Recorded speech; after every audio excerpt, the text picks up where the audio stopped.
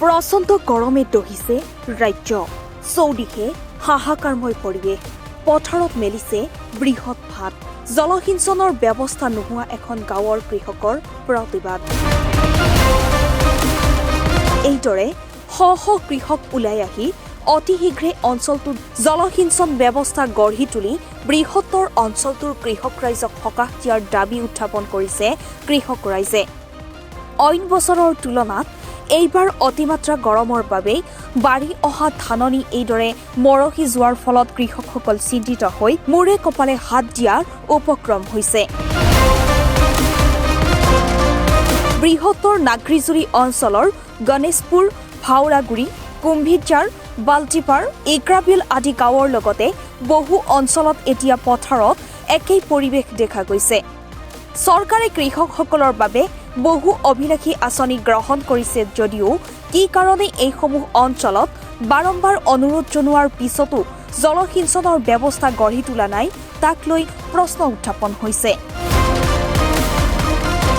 লগতে শীঘ্ৰেই ব্যৱস্থা গ্ৰহণ নকৰিলে কৃষক ৰাইজে ভোট বৰ্জন কৰাৰো হুংকাৰ প্ৰদান কৰে ইক্ৰাবিল কুম্ভিজাৰ পাহৰাগুৰি বাল্টিপাৰ আৰু গণেশপুৰ গাঁৱৰ ৰাইজে যথেষ্ট কষ্ট কৰি ইয়াত খেতি কৰোঁ জলসিঞ্চন নাথাকাৰ ফলত আজি প্ৰায় 1.5 মাহমান এটোপো পানী নপৰাৰ ফলত গোটেই ধানবোৰ জ্বলি নাইকিয়া হৈছে যাৰ ফলত এই অঞ্চলৰ ৰাইজে অহা বছৰ কি খাব চিন্তাৰ কথা হৈছে ৰাইজ যেতিয়া আজি জমা হলো চাওক আপোনালোকে খেতি পথাৰখন দেখিছে খেতি পথাৰখন জ্বলি পৰি একো ছাই হৈ গ'ল এতিয়া আমি ভাৰত স্বাধীন হোৱাৰ পৰাই খেতি কৰি জীৱিকা নিৰ্বাহ কৰি আছোঁ কিন্তু বিভিন্ন ডিপাৰ্টমেণ্ট আছে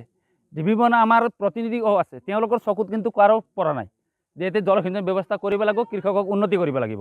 মানে পানীৰ হাঁহ নচৰা অৱস্থা হৈছে আজি আমি ইমান দুখ কষ্ট কৰি আমি খেতি কৰিলোঁ কিন্তু আমাক খৰাং পৰিস্থিতিয়ে মানে 5খন গাঁৱৰ ৰাইজক জুৰুলাবৰ কৰি দিলে বহুত কষ্ট কৰি আমাৰ নাংগৰিজুলি অঞ্চল